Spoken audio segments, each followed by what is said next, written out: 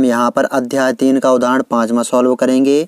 यदि आप संपूर्ण कक्षा 10 एनसीईआरटी गणित की किसी प्रश्नावली के किसी प्रश्न को हल सहित देखना चाहते हैं, अध्याय 1 से लेकर के अध्याय 15 तक किसी प्रश्नावली के किसी प्रश्न को क्रम से हल सहित देखना चाहते हैं, तो डिस्क्रिप्शन चेक करें और चैनल की प्लेलिस्ट चेक करें। चैनल की प्लेलिस्ट चेक करेंगे तो वहाँ पर हमने अध्याय 1 से लेकर के अध्याय 15 तक सभी प्रश्नावलियों के सभी प्रश्नों को क्रम से हल करके प्लेलिस्ट बना करके दिया है। डिस्क्रिप्शन भी चेक कर सकते हैं आप। यहाँ पर हमने अध्याय 1 से लेकर के अध्याय 5 तक सभी प्रश्नावलियों के सभी प्रश्न क्रम से हल किए हैं और प्लेलिस्ट बना करके डिस्क्रिप्शन में लिंक दिए हैं अध्याय 1 से लेकर के अध्याय 5 तक।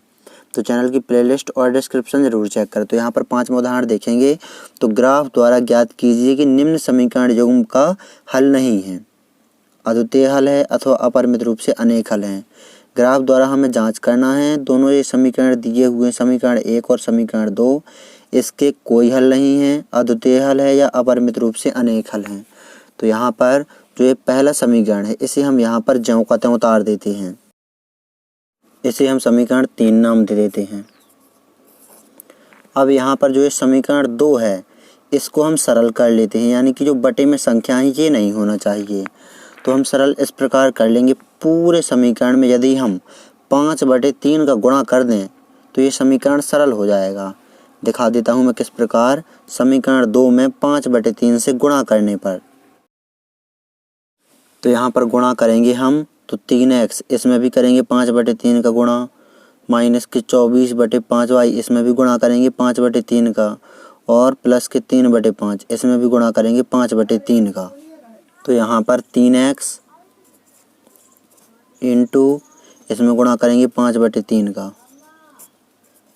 माइनस का चिन्ह लगाया 24/5y इंटू इसमें भी गुणा करेंगे 5/3 का, प्लस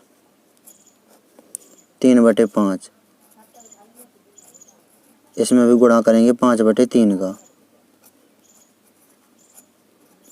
और बराबर में 0 में गुणा करेंगे 5/3 का तो 0 ही आ जाएगा। तो यहाँ पर 0 ही लिखा रहने दिया। अब यहाँ पर हम भाग देंगे, जो जहाँ पर कटता है उसे काट देंगे। तो 3 से 3 कट गया, x का गुणा होगा 5 में तो हो जाएगा 5x, माइनस का चिन्ह लगाया, 5 से 5 कैंसिल, और 3 का भाग देंगे 24 में तो 3×8 = 24, तो माइनस का चिन्ह ये लगा, और 3×8 = 24 तो 8, और इंटू में y, प्लस का चिन्ह लगाया, 5 से 5 कैंसिल, 3 से 3 कैंसिल, तो यहाँ बचेगा 1 और बराबर में 0। इसे हम समीकरण 4 नाम देंगे।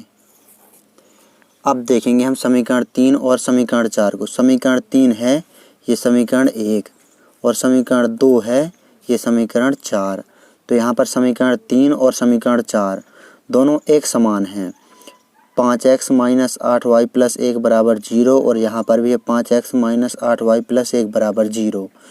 तो जब हम टेबल बनाएंगे उसमें x के मान रखेंगे तो y के मान आ जाएंगे, और यहाँ पर भी हम x के मान रखेंगे तो y के मान आ जाएंगे, लेकिन मान भी सेम टू सेम आएंगे, क्योंकि दोनों ही देखेंगे आप जो समीकरण हैं दोनों ही समान समीकरण हैं।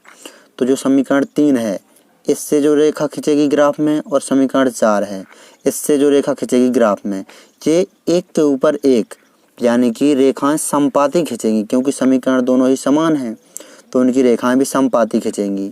और जब रेखाएं समपाती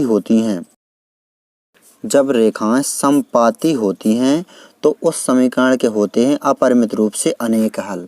तो यहाँ पर जो ये दोनों समीकरण दिए हुए हैं ये हमें वैसे ही पता लग गया, जब समीकरण 3 और समीकरण 4 ये एक समान हैं, इससे हमें पता लग गया कि जो ग्राफ में रेखाएं खींचेंगी वो समपाती खींचेंगी, और समपाती रेखाओं के अपरिमित रूप से अनेक हल होते हैं।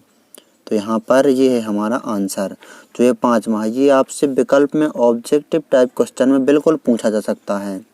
तो इस प्रकार आपको इस प्रश्न को अच्छी तरह से सॉल्व कर लेना है। परीक्षा की दृष्टि से बहुत अधिक महत्वपूर्ण प्रश्न है। यदि आप संपूर्ण कक्षा 10 एनसीईआरटी गणित की किसी भी प्रश्नावली के किसी भी प्रश्न को क्रम से हल सहित देखना चाहते हैं तो चैनल की प्लेलिस्ट चेक करें।